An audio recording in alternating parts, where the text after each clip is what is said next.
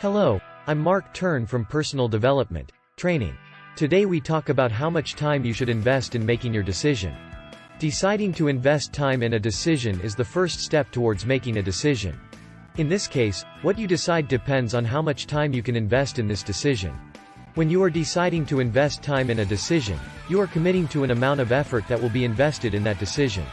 A. Invest time based on your priorities and values. Many decisions are driven by priorities and values. Every decision you make must answer 3 questions. Asterisk, what do I want to do? Asterisk, why am I doing this? Asterisk, how will I feel after this decision is made? These questions will help you make the right decision and feel better about it afterwards. It's important to recognize that every decision involves some level of risk. We can always say, I don't want to do that, but I will do that if I have to. However, when we think of a have-to situation, we're usually thinking of something negative. I have to get a job. I have to study. I have to pay rent. I have to take care of my child. What if you were to say, I will take action because I want to be happy? B. Invest time based on your goals.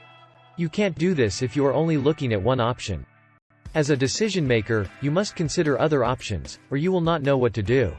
If you don't invest time in evaluating different options, you'll be more likely to make a wrong decision because you won't be able to evaluate all the options and choose the best one. C. Invest time based on your current situation. When you are making a decision, you need to understand yourself better. We can't make decisions if we don't know what we want and why we want it. If you are afraid of making the wrong decision, you are in no position to make one. Use these criteria to define how much time to use to make your decision, and you'll get a better and quicker result. Make quicker decisions, create your life.